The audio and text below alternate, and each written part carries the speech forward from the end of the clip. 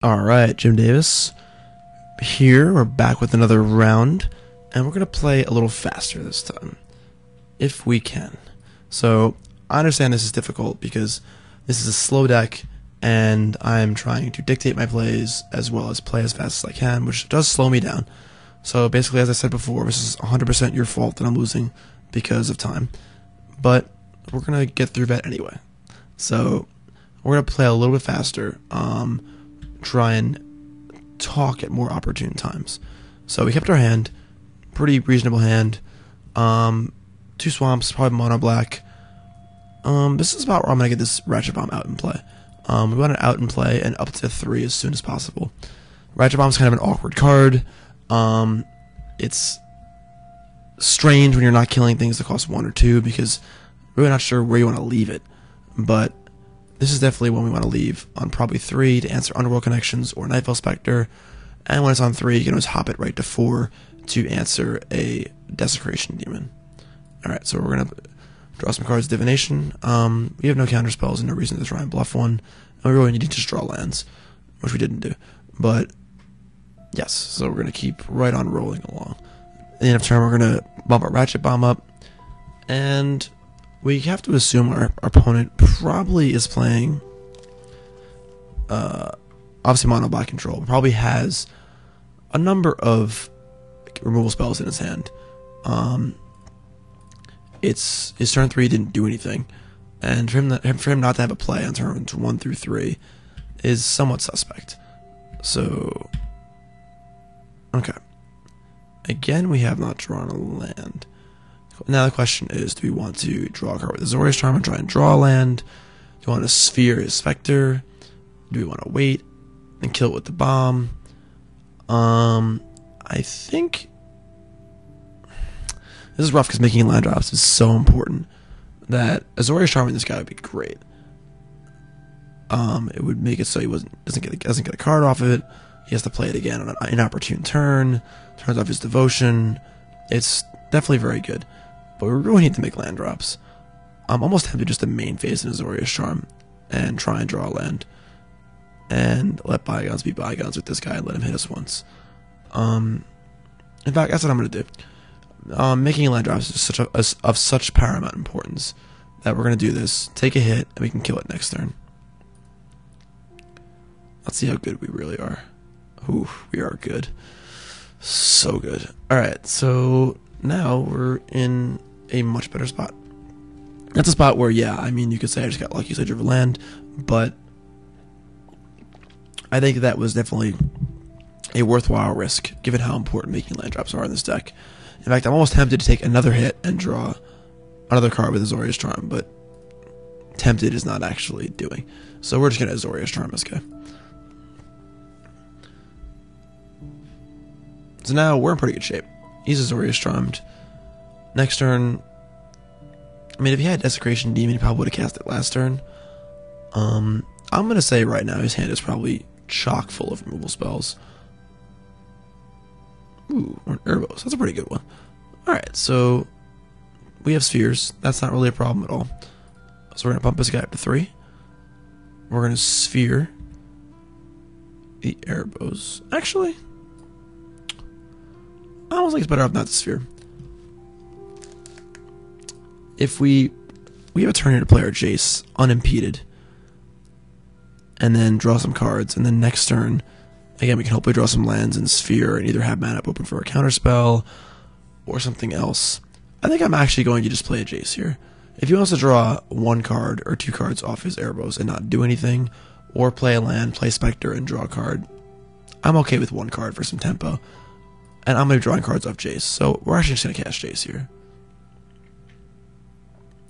One of the things is recognizing when cards like this aren't, well, they're very good against us.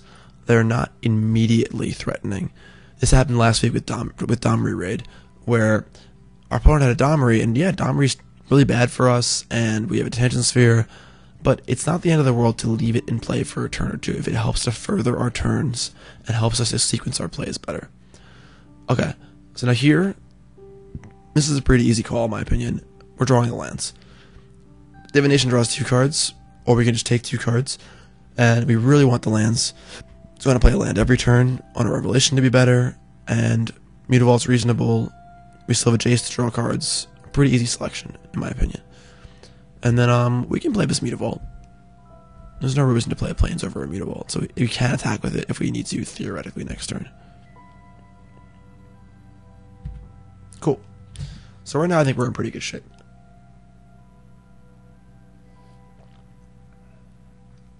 Again, if he wants to, he can choose to just draw. That's fine too.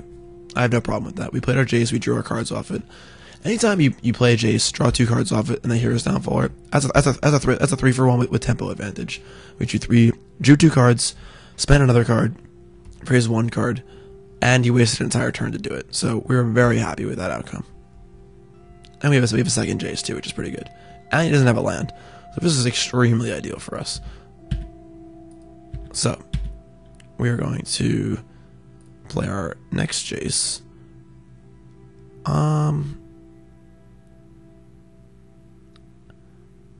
We could attack with a Mutavault here. I mean, the way this deck is set up, with almost no win conditions, there is literally so little value in ever attacking with a Mutavault that I don't even think it's worth it, actually. We could just draw an Azorius Charm, or a Quicken, or something to do with our mana, and that 2 damage is not going to matter. So we're just going to Jace. There you go. There's the Azorius Charm. Look at that. So we are going to draw the Azorius Charms. We don't need any more lands. Put those in the bottom. And we don't want to cycle Azorius Charm. I think we just want to keep it. So we're just going to play tap lands as I go and set up for our Revelation in a turn or two. And we can deal with this Urbos, again, on our time. We're in no rush to deal with it. It's not a creature. He doesn't have the mana to draw cards with it. We'll deal with it when we can. So I guess somehow if he's able to play Night Veil Spectre and like a Pack Rat here, he could theoretically attack our... Yeah, so that was actually a mistake. So what I should have played the untapped land. Because if he has Night Veil Spectre and a Pack Rat, he could have activated Urbos and killed our Jace. Actually, no, he couldn't have. I have a Ratchet Bomb. Sorry. Too many things at once. But yeah, so we're fine.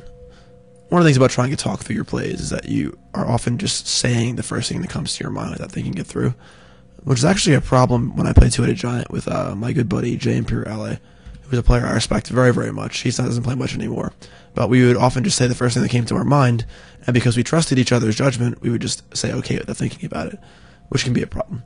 So now we're going to deal with this this Urbos here. Now he's on kind of his drawing card plan, so we're going to bump that guy up, deal with the Urbos, and then just pass the turn with Dissolve up and Azorius Charm if you want to cycle.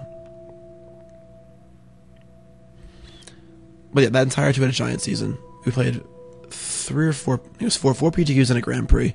Didn't top 8, or top 4 per se, top 4 any of them, or day 2 of a GP.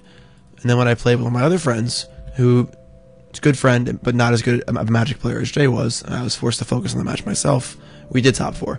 So this sort of flash in the pan, thinking out loud, is good for spreading ideas, but not always good for making the 100% optimal play. Got some Arnold Palmer peach iced tea here. It's delicious. I love Arnold Palmer. Alright, so we're at a spot where we're really, really in very good shape. A second Urbos. That's interesting. We have a second sphere, so we're cool with that. Again, we'll draw a card off it. That's fine. I don't really have a problem with that. We're drawing cards off Jace next turn. We still have Revelation. I don't mind drawing a card with Azorius Charm here.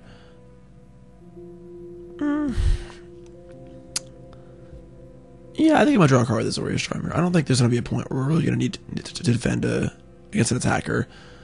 We have this Dancer, Night Veil Spectre. We can Wrath if he plays a big dude.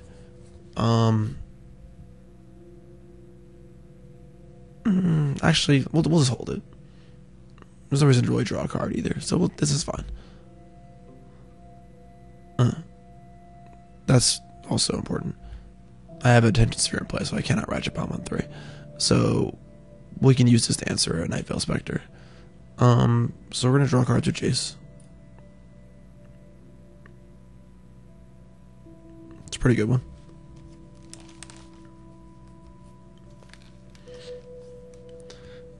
Alright, yeah, and he's just gonna concede. I mean, his hand must literally be like 4 Doomblades and a Devour Flesh or something, because he has all these cards in his hand and really isn't doing anything. And it's just very, very clear we're gonna win this game. Yeah, so cool. Alright, so now we're sideboarding. Big Needle is a fantastic card against them.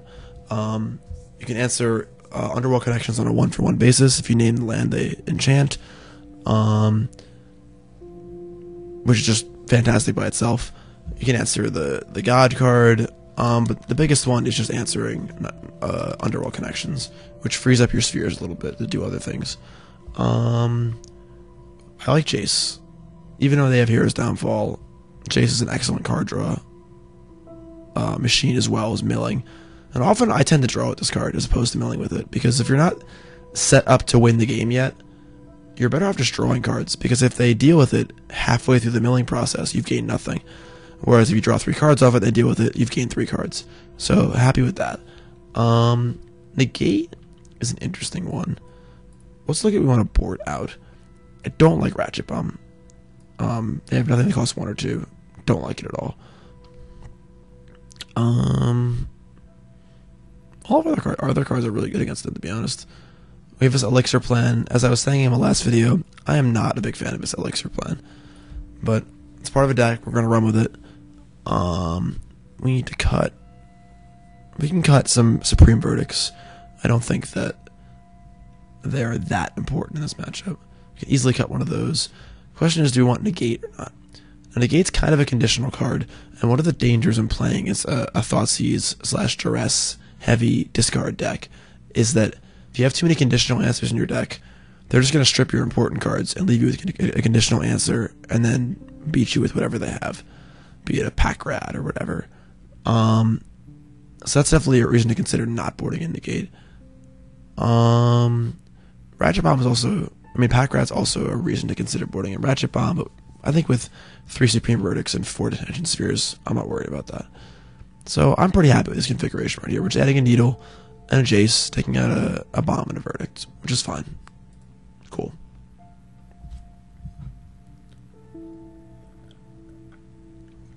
Note that I'm not bringing in the Last Breaths. I feel like we have enough good answers to Night Veil Spectre to where we don't need it. And it really doesn't hit that many cards in their deck besides that. And again, as I was saying before, a conditional answer is often risky against a very discard heavy deck. Now, also, a hand like this is a hand I'm pretty happy with against a discard heavy deck. We have lands. Maybe he Duresses us once, Thoughtseizes us once. We have an answer or two. But most important, we're playing lands, we're seeing a few cards. And I'm happy with that. And now he's mulliganing to 5, unfortunately.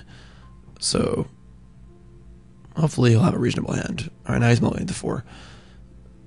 Alright, so unfortunately it looks like we're going to get a win here in an ugly manner. But, you know. So I'm going to rush to cast Quicken. There's no point in Quicken being a better card in my hand. Because again, if he has a Duress or a Thoughtseize, I'd rather him just take the Quicken. So a Verdict, Syncopate is very, very good in this scenario, because on the draw we can answer a Underworld Connections or, yeah, exactly. So that's excellent.